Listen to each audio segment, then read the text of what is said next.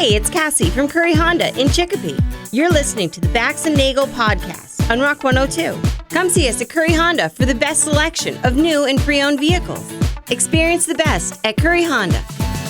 Thanks for listening.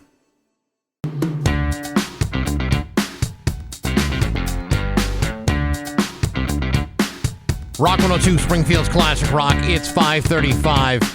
And AC/DC with Bax and Nagle on Rock 102. Let's see. What do we got for today? We got a lot. Mix of sun and clouds. It's going to be hot with a high of 91. Tomorrow, more of the same with a high of 92. It's 63 right now in downtown Springfield. We'll have Cohen on today because there is stuff to talk with him about. But more importantly, today happens to be the very first Autumn Mist Monday. How about that? Autumn Mist Monday. How would you like to win $25 in gift cards to Autumn Mist Farms? I would love that. Think about how many home records you could buy with that. You can buy a couple. So there's that. Some other stuff this morning. Yeah. Bax and Nagle on Rock 102. Boy, some chicken wings have really hit the spot. Wings, beer. Rock 102, Springfield's Classic Rock. It's almost 5:52, and Billy Squire with Bax and Nagle on Rock 102. Sunny and hot today and tomorrow and Wednesday. Highs in the 90s. It is 63 right now in downtown Springfield. Hollywood Trash is brought to you by Western Mass Masons. Call them for all your foundation and chimney needs. Somehow you still care about what's happening in Hollywood. So, from Tinseltown, 3,000 miles away, it's Steve Nagle's Hollywood Trash. My favorite gal, Amy Schumer, underwent spinal surgery on Friday. She posted a photo of herself using a walker. She said, quote, "Since my surfing injury back in the day, my L5 has been killing me. Today I got a laminectomy. It's a short recovery, and when I'm feeling better, I'll buy a bra." Does she ever stop being funny? No. In a separate post, she joked she overheard someone at the hospital say, quote, "Pickleball keeps this place in business." She is. Man, she's she's hilarious. She really is. She's hilarious. I don't know. Whoever that lucky guy is that's with her. I imagine it's nonstop laughs all day long. The search is on for a four-legged star of Air Bud Returns. It was a few weeks ago that it was announced that Air Bud is in the works, the new version called Air Bud Returns. Well, now the search is on to find the new Air Bud, which sounds like the most adorable casting call ever. Couldn't they do like an AI Air Bud and have him dribble a little bit better? Maybe do better defense? Perhaps. Keeping with the legacy of the character, the search is for a purebred golden retriever only. If you think your fur baby could be the next star, you can submit an application online. Even if your Goldie isn't chosen, you're still eligible to win prizes like Air Bud jerseys, signed movie merch. Who's signing the movie merch? The dog? The dog. How does he get the pen inside of the paw? It's a very good question, Steve. I don't think anyone really has the answer. Or a trip to a premiere in the premiere in Los Angeles. Now, are you allowed to bring a pet inside the movie theater to the premiere for this particular movie? Well, I would think, for me, I'd probably need some sort of comfort animal. Yeah. Air Bud Returns is expected to hit theaters next summer. The dog that you used in the original one has been dead for 30 years. 30 years? The original Air Bud. Well, that makes you think. Yeah, it makes you think you don't have much time. Well, I mean, most basketball careers are relatively short as well. Right. You wonder how much the basketball training and the travel and the schedule they keep, whether that was difficult on the dog. I don't know. Maybe I don't want my dog involved in this film. You don't want your dog to be subject to harassment by like a Harvey Weinstein type of... No. Getting involved in that Hollywood stuff? Since you brought that up, the answer is no. Over the past week, there's been an ongoing debate about the worst song ever on X, and it's getting pretty heated. It's unclear what started it, but of course X has become a cesspool of negativity over the years, so maybe this is just how X users and bots chat about music. One of the earlier posts gave the worst song ever title to the 2010 song Home by Edward Sharpe and the Magnetic Zeros, and it went viral enough that lead singer Alex Ebert put out a video response where he claimed the song was actually a pioneer of the stomp clap folk pop thing. He said that directly influenced bands like the Lumineers and Of Monsters and Men. So we have him to blame? Yeah, to the point where he almost sued them. Hey, you can't make the crappiest song ever. Only I can do that. Do you think those other bands said, yeah, you're right. It's all yours. You can enjoy it now. Anyway, some of the other worst song ever submissions on X. Hey Soul Sister by Train. Happy by Pharrell. Sex on Fire by Kings of Leon. All About That Bass by Meghan Trainor. And Moves Like Jagger by Maroon 5. Those are the top 5. There are worse songs out there. I'm not saying any of those are good, but there are worse. Oh, I've heard some. I hear giant pieces of crap every day.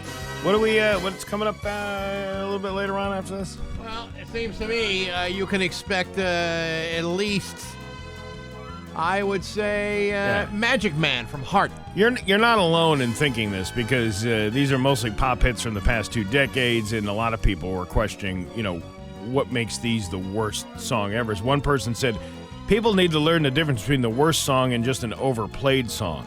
I refuse to believe Mr. Brightside by the Killers is one of the worst songs ever. Somebody had put that down on the list. Yeah. But someone else argued, in order for a song to be the worst ever, it also must be popular. It can't be a deep... These are too many rules. There are many people that will tell you that the worst song ever would have been Starship, We Built This City.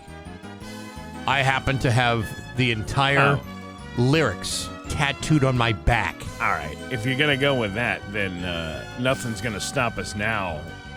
Was that on the B-side of that album? No, but that is tattooed on the front of my chest. Yeah, because that's a horrible song, too. It truly is. It was, although it was the title track to one of my favorite all-time movies, Oscar-worthy, but never gotten the awards, Mannequin with Andrew McCarthy. Oh, yeah, that was a good one. Yeah. When they're riding and they're singing that. Yeah. Man. Good stuff. It is a good stuff. Hard to believe those songs didn't make the list. Well, I mean, it was a very believable story. A guy gets a lonely man gets a job in a department store overnight, and the mannequin comes to life. All right. Totally plausible. I'll believe that a whole lot more than some guy going into the future in a DeLorean. Yeah. I saw that Mannequin movie in the movie theaters. I believe I did, too. Yeah. And I'm not proud of it. No. But that's one of those things that's like, man, I remember watching that horrible movie in real time when it first came out. Thinking it was kind of horrible then, too. Yeah. Let's see. Morgan Wallen. Morgan Wallen's I'm the Problem returned to the top of the Billboard 200 chart, giving him a career total of 39 non-consecutive weeks at the number 1 spot. That ties with Elton John, who spent 39 weeks at number 1 between 1972 and 1975. Morgan and Elton have the 4th most weeks among male solo artists. There's just one other stat after another. Yeah. And the difference is you'll be hard-pressed to find a single Elton John song played at a Texas Roadhouse anywhere in America. You don't think so? Not you don't one. think Kiki D and Elton John don't go breaking my heart no. was? Nope, you won't find it there. You'll just find crappy country music along with the sawdust on the floor. Right? That's right. Kim Kardashian is denying a report she was escorted out of a Beverly Hills steakhouse for inappropriate table behavior. Really? Yeah. Well, she must have something to say. Oh, my God. The last time I got handled that quickly was when Ray J slid his Texas tenderloin across my velvet cutting board in that sex tape you could purchase. Weren't we just talking about a Texas Roadhouse? It's not one of the odds. Caitlin? I never got that down and dirty with your mother, Chris Kim, but I butter basted her beef curtains until the smoke alarm went off. I skipped the salad course and went straight to searing the sirloin slit on the cast iron pelvis. What are you trying to say? Well, at one point I was carving that rump roast like it was Sunday at a Cracker Barrel. Now what are you trying to say? What I'm trying to say is she never seen that much au jus outside of a French dip, but I told her, baby, that's just my gravy boat in overdrive. If they didn't want to show, they shouldn't have seated me at the chef's table. Fresh sauce on the board. And that's your Hollywood trash on Rock 102. Diamond. Bax's View from the Couch. Brought to you by Rocky's Ace Hardware. Your grilling destination. Weber, Big Green Egg, Uni Pizza Ovens, and Traeger wood-fired grills. Hey, good morning, sports fans. How the heck are you? Folks, on Friday night, just before the Patriots beat the living snot out of the Washington Commanders 48-18, the team unveiled a 12-foot bronze statue of Tom Brady. Now, I don't know how many of you are aware of this, but before Tom Brady won a Super Bowl with the Tampa Bay Buccaneers, he also played with the New England Patriots, and he did pretty well there, too. If ever there was a player who deserved to be forever immortalized in a smelted copper-rich alloy, it would be Tom Brady. And on Friday, just before their preseason game, the statue was finally shown to the public. Now, let me just point out that this statue was commissioned by the Patriots to the tune of just over $7.3 million. This isn't like a kid opening up a can of Play-Doh and saying, "Hey, Ma, look, I made a snake." This is a legitimate piece of art that has been carefully crafted by a qualified group of Massachusetts-based artists. So my question is this. If you were going to spend $7.3 million to build a statue of Tom Brady, don't you think you'd try to avoid having Tom Brady looks like he's suffering from the Zika virus? Because you see, he appears to have a very small head. Now, I know for a fact that Tom Brady's head is of normal size, and yet Tom Brady looks like that guy at the end of Beetlejuice with a shrunken head. Human heads aren't supposed to look like that. Some do, but not for $7.3 million, they don't. Listen, I'm not saying I could do any better, except that my artistic structures maxed out back in grade school when I was given 30 minutes to build something out of pipe cleaners and a bottle of glue. But then again, there wasn't anybody writing me a check. Listen, I know they're not going to go back to the metal shop and give Tom Brady a bigger head, but I thought the courtroom sketch of Tom Brady during the whole Deflategate debacle was a better artistic representation of the guy. So next time you're at the stadium, try not to focus on the size of the man's head, because in the world of art, much like in life itself, size doesn't matter. Unless it's about the size of the check. But hey, enough of my yapping. Sports brought to you by Rocky's Ace Hardware, the Blackstone tabletop griddle from Rocky's. Some people call it cute, adorable even. I call it badass. The Blackstone tabletop is quick and convenient. You get sauces and peppers all day long. It's perfect for that. Only $150 right now at your neighborhood Rocky's Ace Hardware. I'm Bax. That's my view from the couch. Rock 102. Rock 102, Springfield's classic rock at 6:15 in Hart. With Bax and Nagle and Rock 102. It's going to be, see, these are all the things that we can't really talk about. I mean, I guess we could, but. Well, I mean, you know, sometimes you come up with like an idea for your set, right? And and we bounce a couple ideas off, and then occasionally a gem comes out of it. Right. It was a collaboration at different locations. I was doing a joke on Thursday.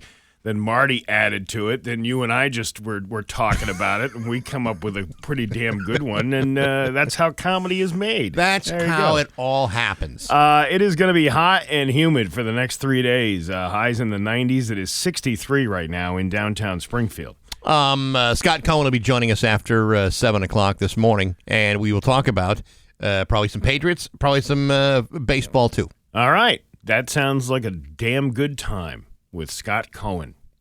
Did you happen to see that statue of Tom Brady? Yeah, I don't know. Was it really necessary? Well, it's necessary because it's Tom Brady, and I suppose forever and ever you'll want to remember when Tom Brady used to play for the Patriots and how great he was. But if you're going to spend $7.3 million, wouldn't you want to have the head proportioned to the rest of his body? You would think somebody would have thought of that. He looks like one of those. You probably seen him like at a craft fair, where like someone will carve an apple. A Bob Craft Fair. A Bob Craft Fair, right? Exactly. Where someone will carve an apple to look like a human head, and then let it dry out so it shrinks. Yeah. That's what Tom Brady's head looks like on this thing. Yeah, it's not a very pretty. I don't think he cares though. Well, listen. A couple months ago, Dwayne Wade got a statue from him from the Miami Heat, and it looks nothing like Dwayne Wade. Dwayne Wade's a handsome, productive Hall of Fame basketball player. That statue looks like someone set him on fire. And that's probably not the best representation of the man. And while Tom Brady is a damn fine-looking man, they seem to have taken the picture from the courtroom sketch during the Deflategate hearings, and that was what they based the face on. Why didn't they put the number on the jersey? I don't know why they didn't do that. Wouldn't you? Yeah, the number's retired, right? Yeah, nobody else has that number. Why wouldn't you put it on the statue? I mean, it's on the bottom. It's on the plaque on the bottom, but it's not on his actual torso. I just think that's something that's going to represent you forever and ever. Probably should be more. That costs more $7 million. $7.3 million. Yes, that's ridiculous for a piece of metal. Well, I mean, it's a piece of art. The Massachusetts artists put this whole thing together. It's yeah. Who got most of the $7 million? Probably not the artist. Well, it probably went to materials. I guess. I mean, bronze is not exactly. I mean, it's not dirt cheap, but it's got to cost something. Oh my God, man! I'm like, I saw that. It's like, why is his head so small? Why is his package bigger than his head? I mean, we should all have that. That trouble. But his head is as big as his package. Yeah, it's kind of like when the head got shrunk at the end of Beetlejuice. It's exactly what I was thinking. Yeah. It's exactly what I said. This guy's a little dude sprinkles stuff on his head, and his head starts shrinking. Oh, I don't know. $7 million. He doesn't, and he's not even dressed in football gear. They should have at least had him dress up in his uniform. Yeah, that's like practice stuff. That's like preseason practice stuff. Yeah. I don't know. I mean, I'm sure people will love it for many, many years, but I frankly think it's disappointing. There's something wrong with his head. He's a Zika baby. Well, you could just cut the head off and then put like a cardboard cutout on top to proportion it better. It looks like someone deflated his head. Well, maybe the irony of that, I think, is pretty powerful. Well, maybe that was the beauty of the art. They said it took 20,000 hours to perfect. Did they? That sounds like an exaggeration. 20,000 hours? Yeah. How many days is that? I don't know. I gotta do the math. All right, hold on a second. Let me grab the calculator. 833 days. Whew, that's a lot. That's 24 hours a day, though. Yeah, no one's working 24 hours a day on this. Yeah, I don't know. I tend not to believe somebody says that. Did they run out of bronze? Was there not enough bronze to finish a normal size head? Oh, they had to go. Did nobody in the metal shop not notice that? There was no CVS down the street where you could just go buy the bronzer and put it on your face. It could have been just a piece of plastic fiberglass, and they could just put the bronze on his face. What about like some modeling clay? You could have built up the head a little bit to look more like an actual normal sized human head. Yeah, it's not a pretty look.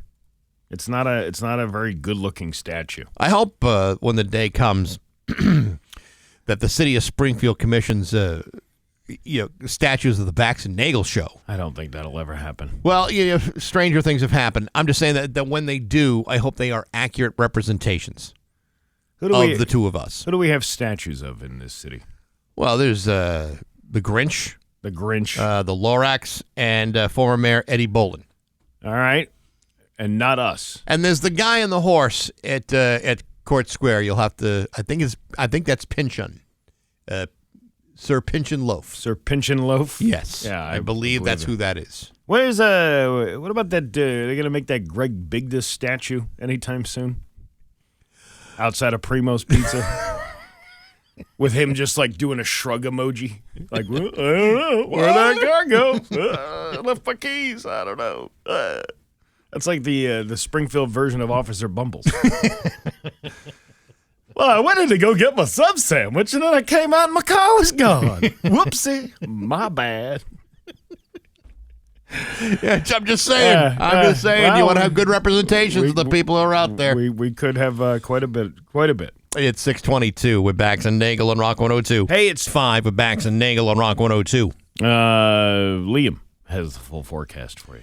This week on Baxi's Musical Podcast, my guest is singer, songwriter, producer Chris Stamey, formerly of the DBs. He's got a brand new record out called Anything Is Possible. It features Marshall Crenshaw, Probe and Gregory from the Brian Wilson Band, also the Lemon Twigs. If you haven't known anything about the Lemon Twigs, they're unbelievable. Also, he's going to be at the Iron Horse on October 28th for a show there. Really cool interview. Very interesting guy. He's been around for an awful long period of time and has done a lot during his career. You can hear it on Apple Podcasts, SoundCloud, Spotify, the Rock 102 YouTube channel, rock102.com, and on the app. It's brought to you by Metro Chrysler, Dodge, Jeep, and Ram at Chicopee, and Rock 102, Springfield's classic rock. All right, you ready to laugh? I am. Let's laugh. It's Bax and Nagle's Joke of the Day I'm funny how? I mean funny like I'm a clown, I amuse you. on Rock 102, I make you laugh. Springfield's classic rock. Lady's dog went into heat, and she was concerned about keeping it and other male dogs separated, but she had a large house and believed that she could keep the two apart, right? Right. However, as she was drifting off to sleep that night, she hears growling and moaning sounds, and she rushes downstairs to find the dogs locked together and unable to disengage. This frequently happens when dogs mate. I know, it does happen. Unable to separate them and perplexed as to what to do next, and although very late at night, she called her vet, who answered in a very grumpy voice. After she explained the situation to him, the vet said, "Hang up the phone and place it down alongside the dogs. I will then call you back, and the noise of the ringing will make the male lose his erection, and he will be able to withdraw." And she said, "Do you think that'll work?" And he goes, "It just worked for me." he was getting down to vet business. I get it. Oh, yeah. Bax and Nagle in the morning on Rock 102, Springfield's classic rock. 6:31 with Bax and Nagle on Rock 102. It's time for news brought to you by Gary Rome Hyundai. Technicians get up to a $5,000 sign-in bonus right now. Learn more at GaryRomeHyundai.com/family. His local radio icon, Steve Nagle. Thanks, Bax. A man has died following a two-car crash on College Highway in Southampton. The Southampton Fire stated that at approximately 3:28 p.m. on Friday, crews were called to a motor vehicle accident on Route 10 in front of Cumberland Farms. The East Hampton Fire Department also provided mutual aid during the incident. The three individuals were injured as a result of the crash and were brought to area hospitals. The Northwestern DA's office stated that one of the victims, identified as 74-year-old Michael Laliberti of Southampton, died from his injuries at the hospital. The other injured individuals are expected to recover. College Highway was closed between Gun Road and Duncan during the investigation and then was reopened on Friday night. Up in Turner's Falls, a Turner's Falls woman was arrested actually in Vermont on Saturday for allegedly driving under the influence of drugs. Vermont State Police state that at approximately 11:28 a.m. on Saturday, troopers received a report of a suspicious vehicle in the parking lot of the Sunoco gas station in Dummerston. Police arrived in the area and spoke with the driver, identified as 29-year-old Alexa Culver of Turner's Falls. During the investigation, troopers suspected that Culver was under the influence of drugs. Additionally, a passenger in the vehicle, identified as 33-year-old Kirsten Hogue of Brattleboro, Vermont, was searched and be found in possession of cocaine. Culver was arrested and charged with DUI drugs. She's scheduled to appear in Vermont Superior Court. Hogue received a citation for possession of cocaine and was released, and she's scheduled to appear in court on September 30th. She looks like she's kind of gorked out. You think so? Yeah. Where are you seeing the picture? On the 22 News. 22 News. Yeah. Okay. Turner's Falls woman. Yeah. Well, let's. All right. You know what? The angle, the lighting. She probably didn't have a chance to do her hair. I mean, you can't judge a book by its. I mean, the fact that you got eyes going in different directions. That happens. A lot of people have. Well, that could just be a natural thing. I mean, a lazy eye type of deal or something. I don't want to judge. I was going to go to Vermont, but then I got high. I was going to take my cocaine friend, but then I got high. Now I'm sitting in jail, and I know why. Why, Steve? Because I got high. Because I got high. Because I got high. That happens to the best of us, doesn't it? Well, I don't necessarily, get high and then decide to go to Vermont. Yeah. Well, I mean, Yeah, you think you'd want to go where there's a little more action going on. Yeah. Well, I mean, some of your bigger cities in Vermont, there's plenty of drug action going on. A local scrapyard will be closed after a massive fire that took place on the site Friday evening. Springfield fire crews spent Saturday morning cleaning up Chet's scrap metal on Page Boulevard after putting out a four-alarm fire Friday night. According to Springfield Fire Captain Droopy Monty, crews actively worked throughout the night to put out the fire and urge nearby residents to take precautions. Oh, no, it's burning.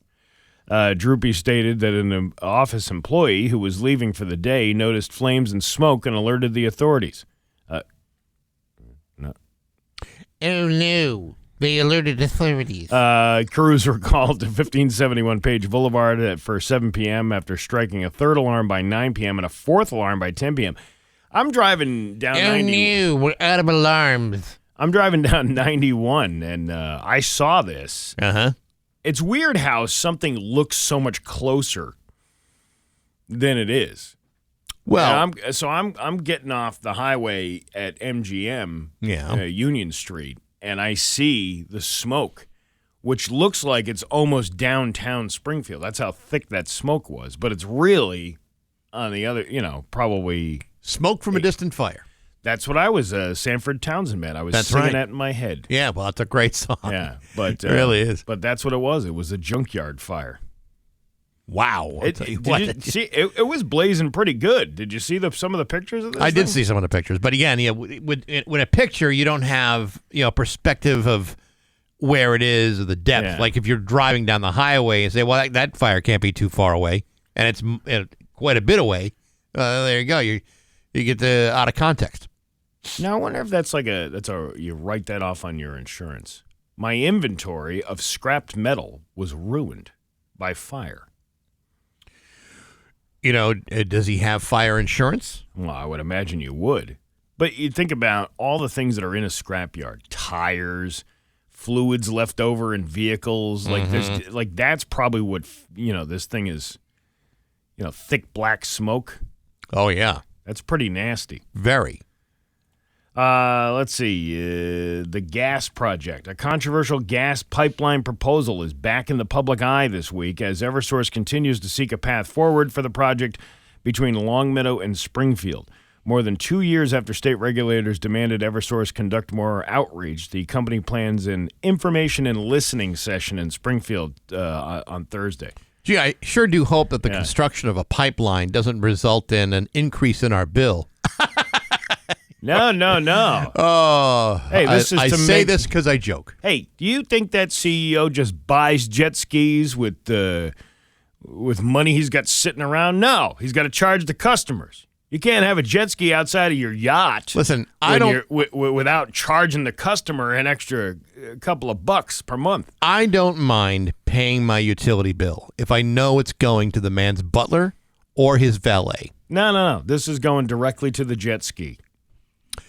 All right. Bougie jet ski. Okay, jet skis are nice, but so is a butler or a valet who can park your car or jet skis wherever they need to go. Don't you want to see a rich guy have one of them hydrating jet packs that lifts you up in the air? I don't know that he doesn't. Maybe that was from last year's energy audit. Do you not want this man to go on a snorkeling trip with his entire family to a coral reef somewhere in the tropics? I do. You can't have that happen, Bax, without putting a pipeline in and charging the customer extra money. Jet skis and snorkeling trips don't just grow on trees, No, I understand that, but it's also possible that he may have, added it on like a larger garage, like a 6-bay garage. Yeah. Well, that's, you can't have 6 cars without protecting them from the elements. People really don't take into consideration the feelings of a man who just got a $6 million raise last year. Steve, CEOs and millionaires, billionaires too, are actually people deep inside. Are they? You're going to find that hard to imagine, but they have feelings and needs like the rest of us. Now, for guys like you and me, our needs are, oh my God, I got to pay my mortgage on time. Yeah. For a guy like this, he says, oh my God, I got to pay my mortgage for my 4th house on time. And that's a struggle. Oh, my God. It is a struggle. My butler's son has had his electricity threatened to be shut off. Whatever source can I do? See, that's... Yeah. Well, he'll have to move, I suppose. The largest and longest running continuous gem show east of Denver has come to an end. A variety of stones from across the globe filled the Big E Fairgrounds for one whole weekend once again. The annual East Coast Gem, Mineral, and Fossil Show returned this time with a newly expanded wholesale collection. We only allow dealers that sell rocks, jewelry, meteorites, said show manager Laura Delano. Christopher Wong is one of the 200 dealers that brought his passion for the geodes to the show, which are basically gas bubbles in lava over millions of years. Most of them are hollow, and then when they crystallize on the inside, whereas other people just have minerals that have been mined out. Geode cracking was the one of the most interactive activities for family and kids to take part in, while the items at the show were anywhere from 25 cents to thousands of dollars. The Massachusetts annual sales tax-free weekend played a bigger role this year. Oh, look, you can spend a couple $1,000s on this gem here, but no sales tax. Could I have a smaller geode that's somewhat in my price range? Did you take advantage of the sales tax-free weekend? Steve, I did not buy anything of any value this weekend. I went to Walmart, and I got a few items. How and exciting. I did not have to pay the, 6.25%? 6.25%. 6.25%. I thought it was 5.25%. Nope. They got you a little bit more by All right. a buck and a quarter. I'm thinking is that the income tax, the 5.25? I think that's Maybe that's what you're thinking. Yeah. I don't know. There's so many taxes to choose from. Well, let's just say that Walmart got destroyed.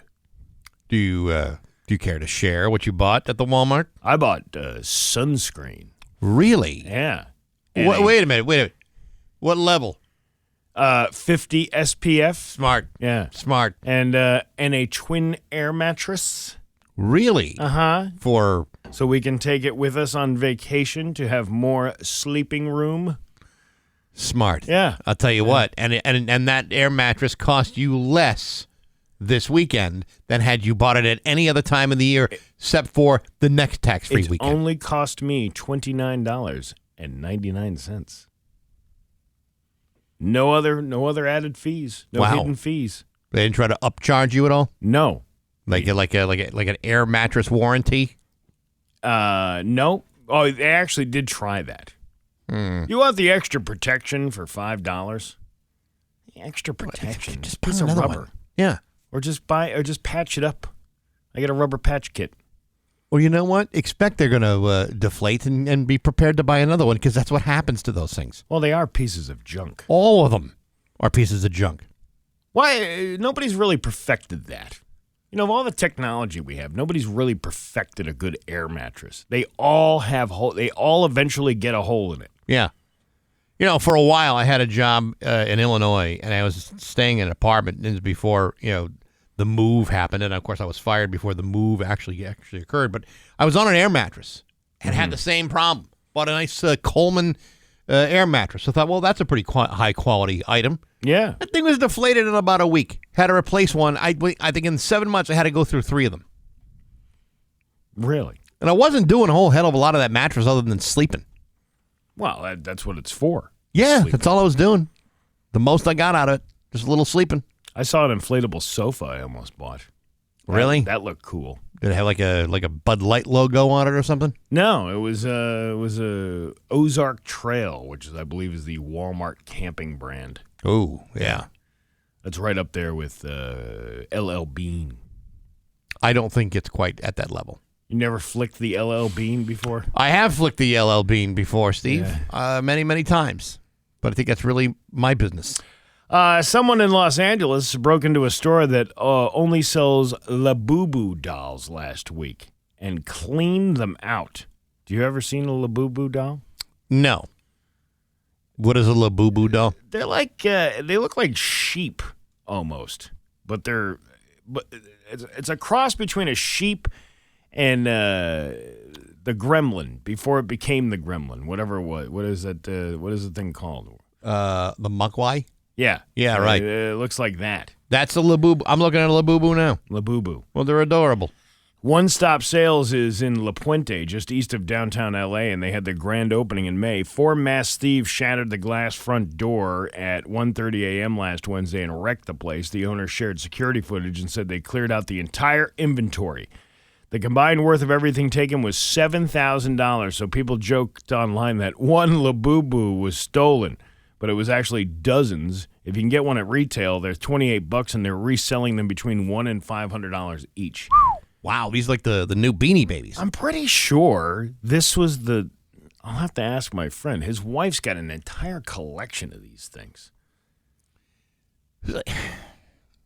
And like the whole room is filled with them. Listen, I knew many people that went through the whole Cabbage Patch thing. Or the Beanie Baby The Beanie thing. Baby thing. They went through all of that stuff. And you know what? What happened at the end of it all? Yeah. It was worthless. Really? The idea that you were going to make millions of dollars off of Beanie Babies, the Beanie Baby industry collapsed. Well, because they made too many of them. They made too many of them. It want to be an irresponsible company, and they're all worthless. All that money and time and space that you needed to make this massive collection, all of it, worthless. Well, the good news is they shared an update over the weekend after police tracked down some of the stolen Labubu merch. They didn't say if they caught the guys yet, but there was a tip. It seemed to lead to something positive for these people. I suppose that's good. God forbid the Labubu collection was ruined. And you know how long it took me to collect all these Labubus? Listen, wouldn't you jump into a house that was set on fire to protect your little boo-boos? Absolutely. Your Pioneer Valley forecast today going to be sunny and hot for the next 3 days. High of 91 today, 92 tomorrow. It's 63 right now in downtown Springfield. I'm Steve Nagle, and that's the news on Rock 102. Aw, yeah. Hi. Rock 102, Springfield's Classic Rock. It's just about 6:54 in the Allman Brothers with Bax and Nagle on Rock 102. It's going to be a hot one for the next couple of days. 90s, 91 today, 92 tomorrow, 91 on Wednesday. It's 63 right now in downtown Springfield. Rock 102 is throwing a Rocktoberfest on Sunday, September 21st at the Summit View in Holyoke, brought to you by Dave Miner Exterior Home Improvements and Aqua Pump.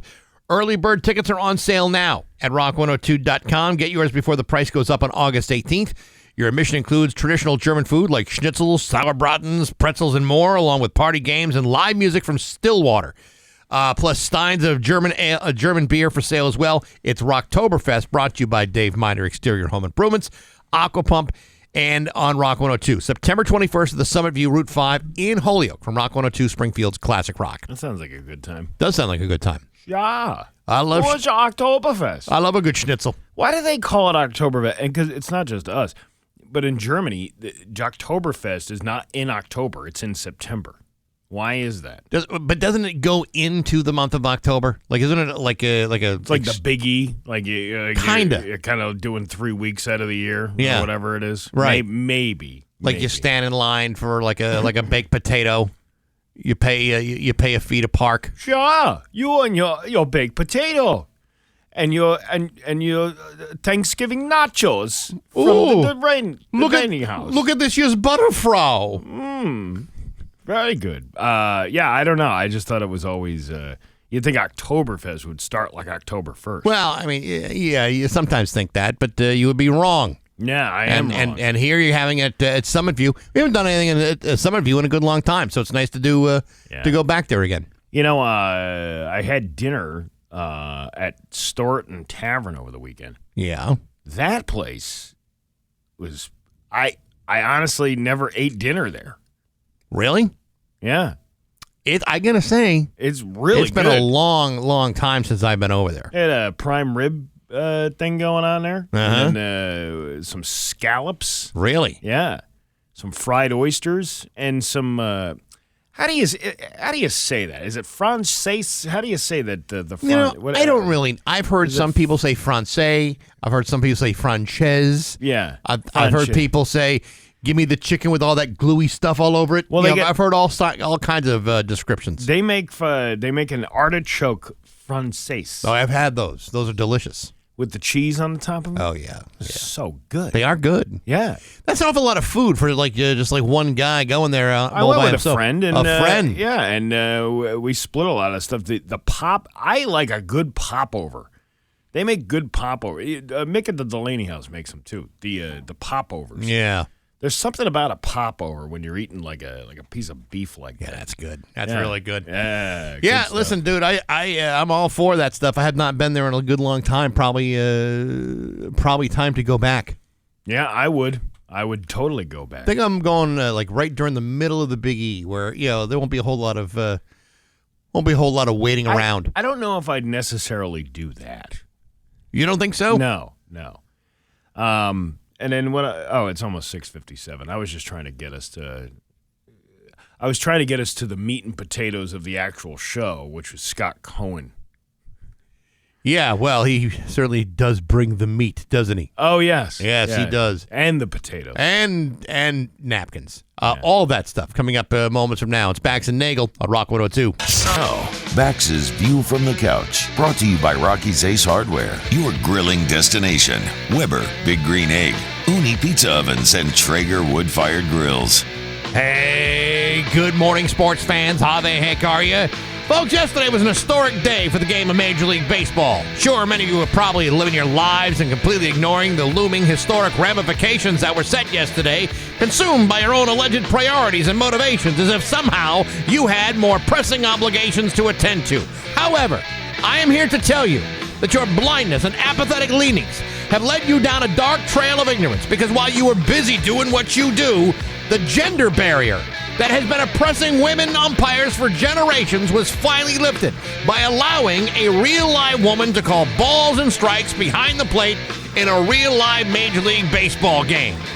Yesterday, Jen Powell became the trailblazing woman as she managed the game behind the plate during yesterday's Braves-Mariners game in Atlanta. This, of course, has never been done before during baseball's entire 186-year history. So how did she do? According to all reports, Jen Powell did very well. She also made history on Saturday calling the bases during the doubleheader, thereby shattering this ridiculous notion that women are incapable of becoming efficient umpires, which has traditionally been a male-only dominated profession.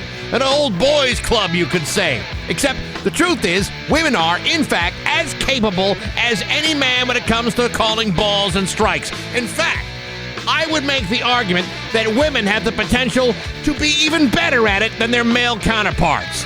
Folks, I could go all day with a stain on my shirt and not even notice it, whereas my wife could spot that stain from 60 feet away, the very same distance from home plate to the pitcher's mound. Look, I've had women point out all kinds of things that I do incorrectly for years. If anyone can spot a ball outside the strike zone, or call a guy safe because the catcher missed the tag, or make a manager think twice about coming out to argue a call, it would be a woman. And for that reason alone, I think they'd be better at it. Because from my own experience, men are stupid and easily distracted. And that is what makes us men. But hey, enough of my yapping. Sports brought to you by Rocky's Ace Hardware. See, Rocky's truck is in your driveway, and everyone around the neighborhood knows, hey, that guy's getting a new grill. There's no hiding it. Grill's over $400. Grill's delivered and assembled. Unless you want to schlep it at home and put it yourself together. I don't, and I don't think you do either. Get yourself a new grill assembled from your folks at the neighborhood Rocky's Ace Hardware. I'm Bax. That's my view from the couch. Rock 102. Rock 102, Springfield's Classic Rock. It's 7:12, and Neil Young with Bax and Nagle on Rock 102. Hot, hazy, and humid with a high of 91 today, 92 tomorrow. It's 85 right now in downtown Springfield. Steve, as you are very much aware, Patriots play here on Rock 102. Yes, they do. And I don't mean to brag, but they smoked Washington on Friday. Speaking from the Washington Commanders side of the room, I'm looking right at you, Scott Cohen. Right at you, 48-18. I know it's preseason and it doesn't mean a lot, but there's a lot to draw from that game and feel good about. Absolutely, Baxy. Listen, it is what it is. You got to take it when you're a Patriot fan these days. You got to take it any way you can get it. I read something on Saturday in one of the game wrap-ups that the Patriots have not scored 40 points in any game in like 4 years. Yeah. So let's go, man. We'll take it.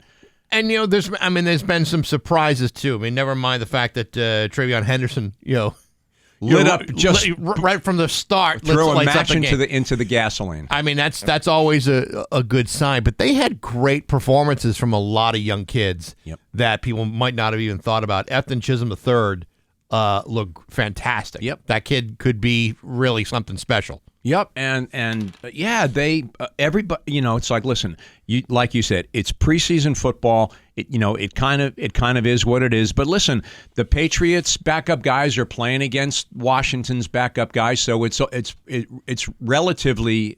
It's all even. Yeah, Drake May coughed up the football easy. That was a little bit disconcerting because he's had trouble holding onto the football with turnovers the year before. I thought they played excellent. They played excellent. Last year, I mean, it's you don't want to compare year to year, but how can you not? Last year, when they go into the season, a lot of question marks because you just don't know. Drake May's not your starting quarterback at that point. A lot of the team had been gutted. There wasn't new talent. There wasn't money spent. Luxury tax money that they had. They had the money to spend. Yes, they did. And they didn't. And when you look at some of the things that they got in the offseason, never mind just draft picks and whatnot, some of the other signings seem to be, you know what? This could be a much better team. Listen, they rebuilt the defense. The defensive team is going to be really strong. They've got to their credit, they've got a really weak schedule this year. They've got a lot of opportunity to win games. Here's one of the things the name of the guard escapes me, but on the left side of the football, Will Campbell's the tackle. The guard, the rookie, the guard is a rookie. The under over on Drake May is going to spend a lot of time on his rear end this upcoming season. Right. He's got his work cut out for him. I don't really think a lot of that's going to change, but if they can just get their act together on offense just enough to not screw up too bad, their defensive side of the football is going to be really, really strong. I don't know if you saw this, and this is, I'm sure that other people are going to be talking about this. In Cleveland, Shedeur Sanders had a great game. He did. Played one half, lit things up, and immediately every talking head in sports media is saying, how could everybody have passed up on this guy? And you know what? I mean, it again. We know why they passed on him. Yeah, well, that's the thing. If the kid comes in, hyper cocky, and there's a lot of teams. He's a pain in everybody's rear end. A lot of teams are worried about not just him becoming a pain, but how much does Dion get involved? Exactly. There's a lot of baggage with this kid, but here he is getting the opportunity to play, and he plays beautifully. Listen, I said when he fell, I posted on social media when he fell to the 5th round and he went to the Browns. It was almost the perfect place for him to go because there's opportunity for him to play. And there's more people dislike this kid than like him, right?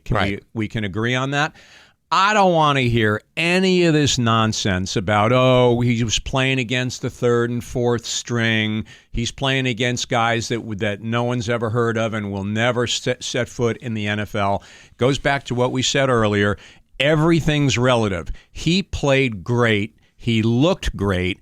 And in week 1, you are going to sit there and say, how'd the Browns do today? How did Shedeur Sanders do today? He's going to have a really, really good year. Maybe, but you wonder when other teams have said, like during the scouting him, saying he did great up until we brought him in for an interview. There are that's why. There are many instances throughout football history that we have seen where the personality of a player can poison a locker room. It can, regardless of the talent. Yep. A guy can actually stain that whole team. But I think he learned. Listen, even somebody like him, as cocky as he is and all the bad things people say about him. Listen, man, he learned. He's a human being too. He learned a big lesson about being embarrassed like that. Yeah. Because he played so well Friday. I think on Saturday and on Sunday on a lot of the sports shows, they regurgitated draft night where he was wearing all the crazy jewelry. And this quarterback got taken, that quarter. And, he took it in the friggin' shorts. Well, I can't think of a single instance where a guy who was a quarterback was drafted lower than anticipated It's happened before. and wound up being great. It's happened before. Exactly. We know it all. We know that scenario all too well. I think he's gonna have a really solid year. I think he learned a lesson. He's obviously talented, and we'll see. Speaking of quarterbacks, low drafted quarterbacks, the statue of Tom Brady. I know it's a local Massachusetts artist studio that put this together, but for $7.3 million, you got to make the man's head look normal size, and he looks like a Zika baby on steroids. Looks like a reject from Madame Tussauds. No kidding. Yeah, exactly. But on a hot day when the face starts to melt. You sit there. If somebody did that in the wax museum, they go, "This is a do-over." Right. Hey, I got to try this again. Someone's got to adjust the thermostat. It's the goat that it's a goat. But a goat that wandered into Chernobyl. Exactly. Yeah. You know what he looked like? You remember in Beetlejuice when they in the waiting room? We were talking about with that the earlier this head? morning. Yeah. It's the first thing it looks like the shrunken head in Beetlejuice. But so the head's small. I thought that the face was done very, very well. Face and hair were good. Right. But it looked like one of the four horsemen from Notre Dame in one of those old-fashioned, football uniforms. Yeah. It's like somebody online posted that his package is bigger than his head. Yeah. And I said, we should all have that problem. I do want to talk about the Red Sox, though, because the Red Sox had they're on the road. Kind of not a great series against San Diego. Against the Padre team that's exactly like them, Bax. They both came in with similar, having won like 9 of 10, 9 of 11 games, both teams. And Sox, they fell back into their old habits yesterday, striking out 13 times, leaving a ton of guys on base. But listen, there's no shame in losing to a team like that in their building on the West Coast. Crochet goes tonight against the Astros. He's the stopper. Get them back on track. They lost the game in the standings to the Blue Jays. They're 4 back now. They're the number 2 wild card team. But listen, hope springs eternal. They're still in our good graces. The signing of Roman Anthony. That's a big contract. 8 years to $130 million for a kid who last week was making $725,000. He's been a professional a Major League Baseball player for a month, and he signed a $130 million contract. 47 games before he signs that contract, right. and nobody is batting an eye over it. And frankly, nor should they, because every indication is he gave him a hometown discount. Yeah, they got him locked up for 8 years. He's going to be great for 8 years. Yep. Barring an injury, there's something really special about this kid. Even the impact he's had in just 48 games is pretty amazing. So here's I think, in a nutshell, the way to look at this signing, because what you're talking about is what everybody was talking about. Why did he sign a long-term deal like that for basically $16 million a year, where in 4 years or 5 years from now, his contemporaries are going to be making $25 million and he's going to be making 16. So it's all relative that way. Well, you also have to look at the fact that he is ridiculously young. By the time this thing ends, he'll only be 30 and then just hitting the prime of his career. But one of the other things was if he didn't get himself locked up like that, what was probably going to happen is when it was going to come time to get paid, years down the road, it was probably the Red Sox that were not going to give him that money, because they don't seem to be doing that anymore. So what was going to happen is if he was going to get his money, he was probably going to have to go to a team that he really didn't want to go to. Yeah. And he's like, he loves Fenway Park. He loves the organization. And how much, it's already generational wealth. How much money do you really need? Well, he'll find out when he's 30. He'll find out when he's 30. That'll be the determining factor about how much he needs and how much they're willing to give. It's a nice problem to have. You mentioned Garrett Crochet. When you look at the numbers that he's had so far, they're amazing. And what a great pickup for the Red Sox to get that guy. Yep. And listen, he's not the issue. The Sox aren't going to go. How far they go the rest of the year is really not going to be a contingent upon him because he's just going to do his thing. It's everybody else. Giolito had a crappy start on Saturday. Bayo pitched okay yesterday. So they've got to go. The 2, 3, 4, and 5 guys are going to determine how the Red Sox do. Very good. We'll talk to you next week. Talk to you next week. Good All talk. right. There Good you go. talk. There you have it. It's 7:24 with Bax and Nagle on Rock 102. It's 7:27 with Bax and Nagle on Rock 102. Liam has the full forecast for you. The Wing Thing is back this Saturday, August 16th, at a new location, the Young Building at the Big E, brought to you by Aqua Pump and Dave Miner Exterior Home Improvements. The tickets are on sale now at rock102.com. Buy yours before the price goes up at the door. That's right. We're jacking the price up at the door. Admission includes parking, wings of all kinds, hors d'oeuvres. Moose and the High Tops will be there performing for everybody, plus beverage for sale from Wachusett Brewing Company. Catch a good time with Wachusett Blueberry Ale. It's the Wing Thing, tossed and sauced by Log Rolling Catering, this Saturday at the Young Building at the Big E, part of the Classic Rock Summer on Rock 102. You looking for a horse? Sure. A champion racehorse is in need of a new home after retirement. Sophie, previously called Sophie's Illusion, is a red thoroughbred mare who had to retire after injuries to her left hock and right fetlock. Oh, man, I hate when that happens. hurts. That smarts. You ever have a bad fetlock? Yeah, I did once, but it cured up. However, the 11-year-old was investigated by MSPCA's vet, and she is quite sound and comfortable, the nonprofit wrote. She was originally adopted out after her racing career ended as a light walk trot horse, but based on her age and the bony changes in her legs, we are recommending her for companion-only home, the MSPCA wrote. Doesn't Mingles have a few stables open down there in that building? Yeah, but they don't have horses. Mingles used to have pigs. I mean, that's kind of how... Well, yeah, but, I mean, did you ever have a... based on her age and the bony changes in her legs? Well, that was mostly called an edema, Steve, but you never know. She's simply stunning to look at out in the pasture. I bet she is. During her time as a racehorse, she competed 12 times. 2 of those times she came in first place, and she came in second twice.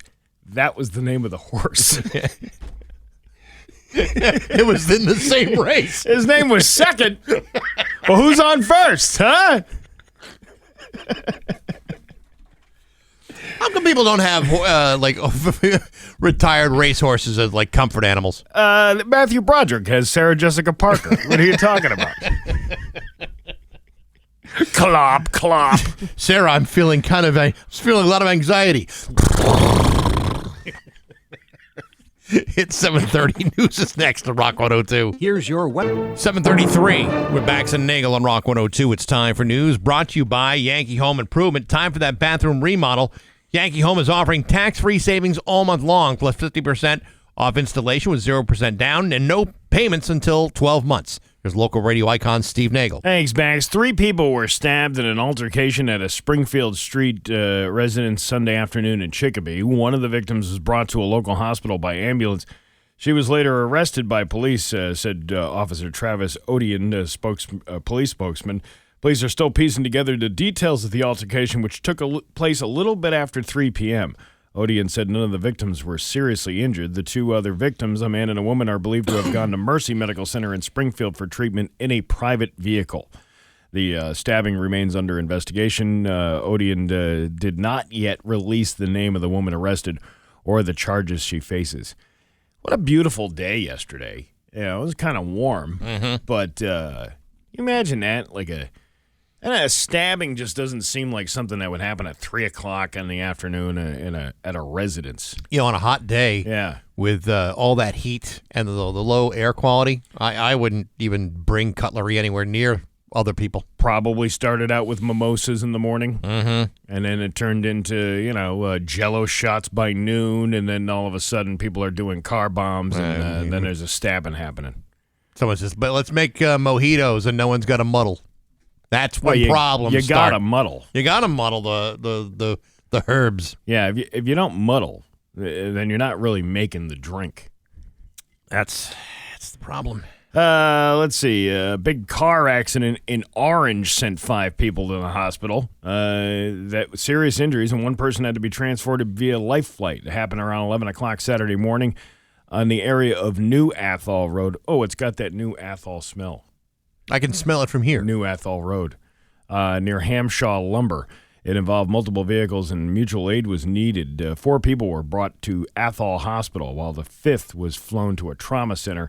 The cause of the crash is under investigation. A lot of accidents happening lately. Oh, I know. A lot of people not paying attention, going 90 miles an hour down the strip, and it causes things like this. I was on the highways yesterday, and I got to tell you, there are some people that's driving around like complete and total douchebags without any consideration to the fact that there's not a lot of room to be weaving in and out of traffic. I mean, I'm amazed by how there's such a lack of how do I want to phrase this? There's a lack of self-awareness about the fact that you are in a car and that your car is bigger than you. And I saw some people do some things that you could only do in cartoons on a highway. Yeah. Well, And yet they didn't get an accident. They didn't get pulled over by police. They're going 90 miles an hour, driving like dinks. star of the show mentality. It's just me on the road. It's not just you on the road. There's millions of people on here all trying to get to the same destination you are, home. I dealt with it. I went down to Weathersfield on Saturday night. Mm-hmm. People driving, zigzagging in and out of traffic. And a part of me is like, you don't want to see anybody get hurt, but there's a small part of me that's like, man, I hope you like wipe out up there. Not serious injury, But enough to like damage your car and teach you a lesson. Damage the car so it's inoperable. Like you go and you crash into the side of one of them guardrail thingies because you overcompensated for the turn. There is really nothing, and I can't think of a single thing that is more satisfying to see than someone who was driving like an absolute boob on a highway get pulled over by the state police. I love that. Yeah, you rarely see that. But when it does happen, it is satisfying as can be. Reddit has a subreddit called Convenient Cop, which is that very thing. Yeah. Like if people doing dinky stuff and then automatically they didn't see the cops sitting right there at the intersection while the guy was doing donuts in the middle of it. Yeah, I love that. Yeah, and then the lights pop on and that's it. Karma can be great sometimes, as long as it's not happening to you. A startling scene in Springfield as crews were battling flames that broke out hours.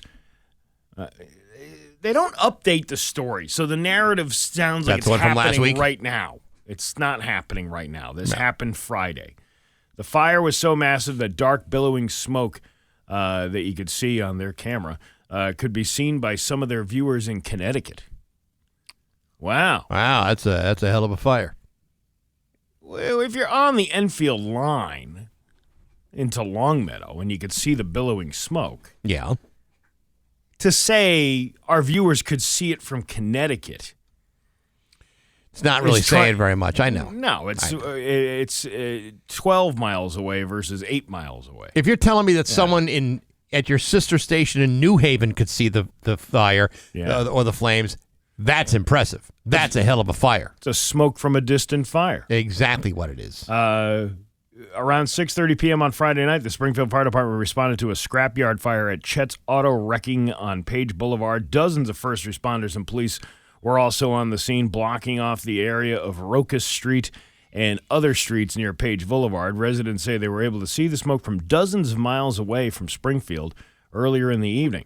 When the Western Mass news crews first arrived, they spoke with folks watching the blaze from a distance to get their reaction. One resident, I believe his name was Sanford Townsend, said he saw smoke from his house in East Springfield and traveled down Roca Street to see what was going on.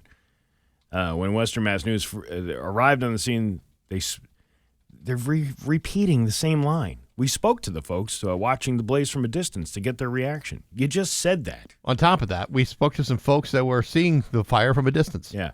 I was like, oh, my God, this is going to be burning for some time. Every now and then you can hear explosions of the tires and the nearby gas tanks. This guy says Western Mass News told Western Mass News, even though the fire wasn't happening directly in his backyard, he's concerned about the smoke pollution affecting nearby residents. Well, it's thick, black, rubber-burning smoke. Right. It's something you definitely don't want to breathe in.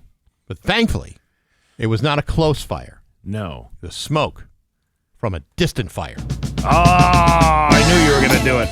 I knew you were going to do it. Yeah, it didn't take long, Steve. Just a matter of time before I found it. This is the Sanford Townsend Band. 1976, Steve, is when this song came out on the radio. Right here in the 70s at 7. Right here. On Wacky 102 WAQY. You left me here on your way. Oh, yeah. Boy, this takes you back. Yeah, I would have been 10 years old when this thing came out. Wow, look at you. Yeah. Right out from under my life. I know where you're going to. I knew where you came last night. He knows where he came last night? Right. Your eyes had a mist from the smoke of a distant fire.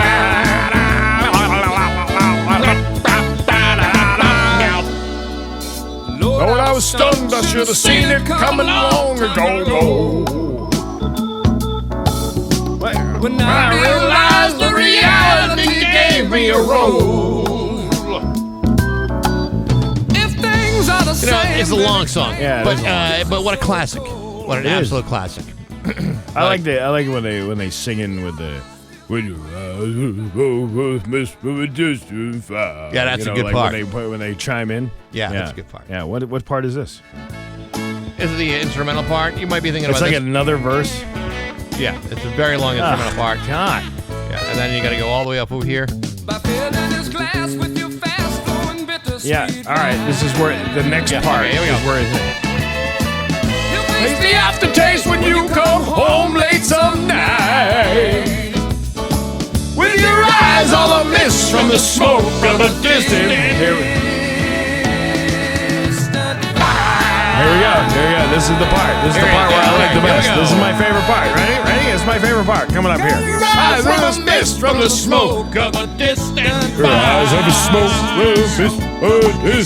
Your eyes have a mist from the smoke of a distant fire. Yeah, your eyes from a mist from the smoke of a distant fire. Oh man, voices of angels. They really are. Yeah. Oh, man. It's 10 years old, man. Sitting in my dad's car, AM radio, blasting. What year was that? 1976. Man, I wasn't even born yet. I wasn't even a dirty thought. No, in you my weren't. Father's mind. No, you weren't. Yeah, it wasn't even a thought on the Jim Beam Bud Heavy scale. Whereas my dad was saying, how can I get this 10-year-old kid the hell out of my car? Yeah, how do we get him out of here? He's addicted to Sanford Townsend. He can't do anything without listening to that song. Next thing, he'll be doing the Stampeders and the Sweet City Woman, who can see the smoke from a distant fire. That's a good one, too. Yeah, well, we're not going to do that right now. Maybe next hour. All right. Feeling a little 70s this morning, aren't you? I'm feeling a little bit, yeah. And I did a party yesterday where there was a lot of it was like 70s yacht rock. Really? Yeah. What hit you? I believe it was. They consider yacht rock, but I would consider it disco. Well, which one? Casey and the Sunshine Band. Do a little dance. that's a little disco-y to be yacht rock, I think. Yeah, let me see here. I can go back in my list and I can tell you what I played. You ready? Yeah. Let's see. When are we going? 34 songs. Okay. Valerie by Steve Winwood. That's a good song. 50 Ways to Leave Your Lover by Paul Simon. Sure. Man-Eater by Hall & Oates. Uh-huh. Use Me by Bill Withers. Yes. Mm-hmm. That's yacht rock. I wouldn't have called it that. When the Morning Comes by Hall & Oates. Okay. It's a good alternative to the pop tunes. Sure. Come Sail Away from Styx. That's yacht rock? I don't think that is. Yacht rock has got a pretty broad type of definition. Yeah. I think. Sooner or Later from the Grassroots? Maybe. Boogie Wonderland? That's disco. I guess yacht rock can be just like stuff that you can listen to in the background that nobody really cares about. See, to me, yacht rock is the stuff that is neither disco nor rock. It's like right in the middle. Like a Dan Fogelberg would be yacht rock. I've never been on a yacht. Right. Most of these guys never made enough money with their music to buy a yacht or even get a pass to rent a yacht. I don't know. For a day. Well, either way, your Pioneer Valley forecast today. Going to be sunny and hot with a high of 91. Tomorrow, more of the same with a high of 92. It is 67 right now in downtown Springfield. I'm Steve Nagle, and that's the news on Rock 102. Oh, yeah. You've got to try the new Rock 102, Springfield's classic rock. It's 7:51. And AC/DC with Bax and Nagle at Rock 102. It is going to be hot today, tomorrow, and Wednesday in the 90s and 67 right now in downtown Springfield. Let's see. We got some great stuff to be giving away later on this morning, and I'll tell you more about that later on because I don't want to confuse with what's going on right now. Another thing I'm giving away. What are you giving away right now? Well, do you want to wait a second? I mean, we could wait. Wait a second. Wait just a second. I don't want to just leap right into it, but it's a pretty cool prize. Because I saw a couple of stories here that both gross. But I'll share with you. I'll share one of them with you because I read the other one and I'm like, it's a little too much. This one. A Delaware County, Pennsylvania man is in custody after allegedly being caught in the middle of a lewd act, and investigators believe he may have been responsible for other violent crimes as well. 44-year-old Ryan Campbell was arrested in Ridley Township for indecent exposure. Investigators say an officer patrolling near the Wawa on McDade Boulevard and Route 420 All right. Saw a car parked strangely around 4 a.m. on Saturday.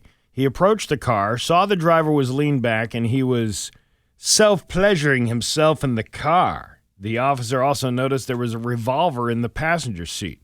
He's just firing off a few rounds. It just went off on its own. I was just cleaning it. An affidavit said it was a silver handgun with .22 caliber rounds and spent shell casings lying on the passenger seat. Police say the officer arrested Campbell for open lewdness, took the gun, took the car, and he contacted Tinicum Police. Really? Tinicum. Tinicum. You got to be careful with those things. They can go off in your hands.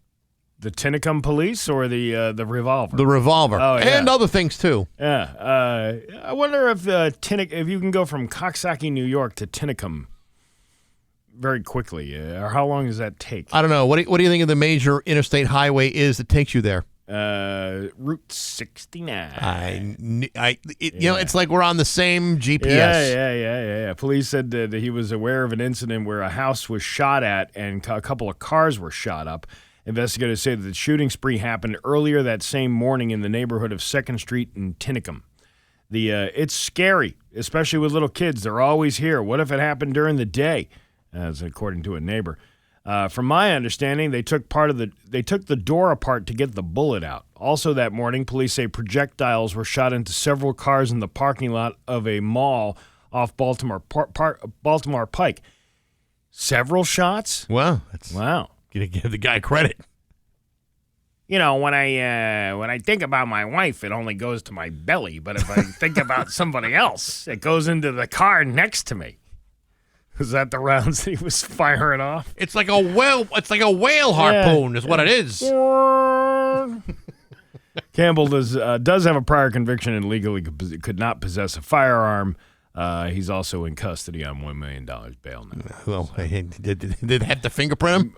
No, I don't believe. Well, yeah, I guess you don't need to put your hand in the ink. No, probably not. Yeah, here, just use this construction paper. Yeah, this will be enough DNA evidence for a while. Mm-hmm. All right, now what are you giving away? All right, Steve. Well, I'm glad we stalled for time. Since we're firing off rounds left and right. Great show coming to 52 Sumner this Saturday, August 15th. In fact, the band, the Blood Brothers, are going to be releasing a new record coming out on September 19th.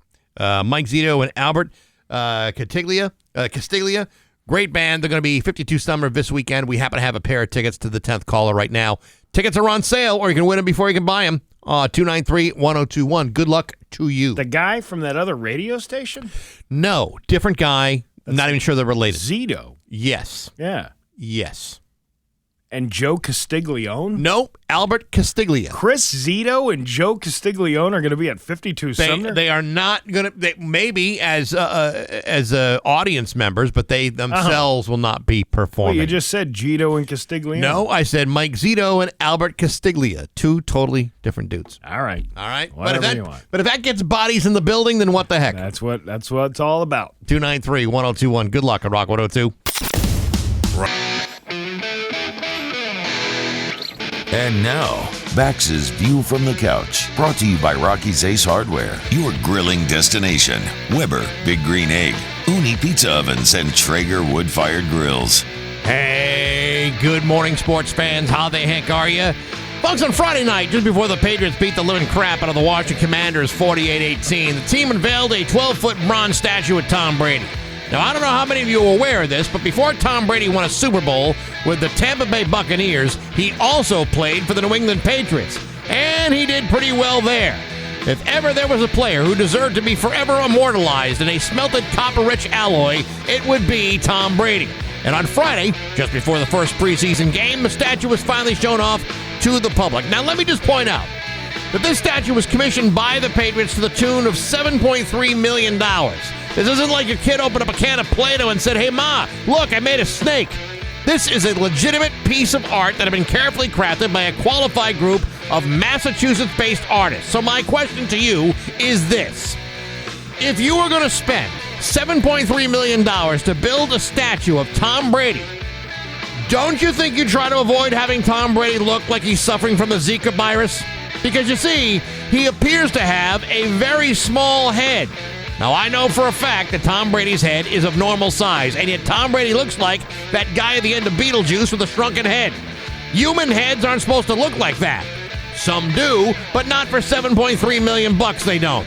Listen, I'm not saying that I can do any better. The extent of my artistic structures maxed out in grade school when I was given 30 minutes to build something out of pipe cleaners and a bottle of glue. But then again, there wasn't anybody writing me a check.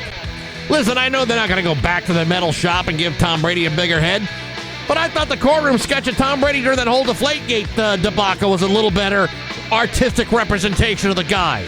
So next time you're at the stadium, try not to focus on the size of the man's head, because in the world of art, much like in real life, size doesn't really matter, unless it's about the size of the check. But hey, enough of my yapping. Sports brought to you by Rocky's Ace Hardware, the Blackstone tabletop griddle from Rocky's. Some people might call it cute. I call it badass, because the Blackstone tabletop is quick and convenient and perfect at only $150 right now at your neighborhood Rocky's Ace Hardware. I'm Bax. That's my view from the couch. Rock 102. Rock 102, Springfield's Classic Rock. It's 8:10 and Ozzy with Bax and Nagle on Rock 102. It is going to be hot, hazy, and humid for the next 3 days. Highs in the 90s up until Wednesday. It's 69 giggity in downtown Springfield. Today happens to be a Autumn Mist Monday here at Rock 102. We'll give you a chance to win a gift certificate to Autumn Mist Farms, which is a very, very delicious place. Really? Yes. Is that what we're giving away? We will be giving that away later on this hour. That's a good damn prize, I'll what tell you that what, is. You cause a lot of damage for $25 at Autumn Mist. Well, they're having some issues over there with the traffic. There's a lot of traffic, or there's no traffic. That's the problem. They've closed off, I believe, North Westfield Street. There's a whole bunch of construction going on there, so the normal traffic they have going by the restaurant is not there. Yeah, but for them breakfast sandwiches that they brought a while back, or that beef jerky, or even the home wrecker hot dog, I would crawl through the crust of the earth to get over there. Would you now? Yeah, I would. All right. I through fire, through broken glass, through like a vat of poisonous snakes, I would get over there just for the home wrecker. You should get over there just Totally for that worth it. homewrecker. We've been hearing a lot about the people demanding the release of these Epstein files and whatnot. Yes. And how we're probably never going to get them. Well, I mean, there's a lot at stake for people. Well, yeah, I mean, it's rich people protecting each other by not letting anybody know. Hey, no, we weren't all on that island. Hey, we didn't all get on those jets. Hey, we didn't. They were doing they were talking about the flight logs. Yeah. And all the people on the flight logs. But that still doesn't reveal all of the people who went there because some of them took their own planes. Listen, Steve, we've been trying to get to the bottom of this Kennedy assassination since 1963. It's just, and we're nowhere closer today than we were back then. And now they're saying, well, these were altered when the Democrats had them, and now they're fake. Now they're all just fake. The whole thing is fake. Listen, we're not going to get into it now. There were Democrats on that list. There were Republicans on that list. There were people that didn't even have a political affiliation that were on that list. The Epstein files are the most bipartisan thing this country has had in the last 30 years. Yes. That's what it comes down to. Those parties brought people together. But aside from that, I'm reading this article this morning on Mass Live about the age of consent in Massachusetts and how kind of screwed up these laws are. I'll read a little bit of it. When Erin LaFond was a teenager in Rowe, Massachusetts, Sean Loomis, her coach on the Mohawk Trail Regional Schoolgirls ski team, gave her special attention, she told legislators in June. Later, as an adult, she came to see it as grooming. He gave me compliments like I was easy on the eyes, or if he were in high school during her younger years, he would have been trying to date her. Mm-hmm. Gee, that's not creepy at all. No, not at all. 16. When she was 16, the relationship became sexual, her attorney alleges. He would entice her to meet for skiing-related activities and then coerce her or force her into sexual acts, according to a lawsuit that she now filed in March. The suit accused Loomis of sexually assaulting and raping her for years as a teenager. Loomis filed a formal response in court denying the allegations. Loomis's attorney, Andrew Hochberg, said he and his client declined to comment further. Basically, what they're saying is, the age of consent is 16 in Massachusetts, which it makes it unethical for a teacher or a coach or something to entice a teenager, but it doesn't make it illegal. And that's what the legislation, they want to change the law. Correct me if I'm wrong. Aren't there certain situations in which there are some caveats to this? Like, for example, teacher to student. Yes, but it's not illegal. That there is no law in place. That's what this article is about. It's barely legal. Oh, I see what you did there. Her age is key. The age of consent in Massachusetts is 16. And there's no laws making exceptions to the age of consent rule to prevent 16 and 17-year-old minors from having sexual relationships with adults like teachers and coaches. Though her lawsuit includes allegations of rape, it may have been easier to prosecute her case had there been laws in Massachusetts that bar adults like teachers and coaches from having sexual relationships with minors in their care. That's what she's advocating for, which seems like it should be. Of course something. It should be. See, the problem that the law doesn't address, at least not at this point, is that if you are 16 and you are being groomed by an adult, consent is really not the issue. The issue is this is a grooming situation in which you may have been manipulated into doing something that you were either not ready or willing to participate in. Consent is a little bit of it gets a little fuzzy in situations like that. Yeah. At 16, are you really giving consent if you have been manipulated into doing something, or are you just saying? Well, and that's what they're saying. And to be honest, the same kind of manipulation can happen between adults also. Yeah. I mean, that kind of grooming and everything else can happen between adults. Well, and so, but what they're saying for this thing is like she was basically grooming her up until the age of 16, and that's when he moved in, if you will. moved upon his grooming actions. Sure, he's very much aware of the law, and that's exactly what these state reps are saying. Is like, it's almost like they're waiting. They're waiting. They know that magic number. Yeah, and when that magic number of 16 becomes a thing, it's almost like for them, jackpot. That kind of mentality that they have, and they treat it like a trophy prize. So, the statutory rape laws in Massachusetts. I mean, I don't really know them. That would be up until the age of 16. And is it different? And it must be different in other states also. Yes, there are. They said there was like 38 states that have laws already in place that do that make it illegal for a teacher or somebody of like a coach or something like that to face prosecution. Yeah, if they do that to somebody in their care. Well, I mean, I know if a teacher was having sex with a 17-year-old student, they would lose their job. Again, I mean, it can be unethical. Right, exactly. But it's not illegal. And that's where a lot of these, pedophiles kind of come into play. They're doing it on purpose, knowing that age of 16, they're willing to lose their job, but they're like, well, if I get to 16, then it's not illegal. Yeah, which is still gross. I hate to break it to you, pal, but I think that needs to be changed to sweet. And they're saying that it's called the legal loophole for the age of consent law. The grooming continues, and then they wait to the age of 16, and that's when they feel like they're home free. So what they're trying to do is change the legislation so these people would be prosecuted under the law. Good. It should. But, you go back to the Epstein thing is, why is it okay that we allow that to go on? And have all these people be protected, yet here we are we're outraged that this is happening in our state. Well, see, but that's the whole thing about this, isn't it? It's like, under no circumstances should this be allowed to have happened. Under no circumstances. And yes, there are going to be people on both sides of the political spectrum, and a lot of other people in between that should be prosecuted if in fact there's proof that they were having relations with kids who are underage. No question about it. Yeah, and that has happened, but we'll never find out the details of it because it's being kept under seal. Like, you're never going to find out what happened because of two things. Not just because they're rich, but because it has been politicized. It's two things at once.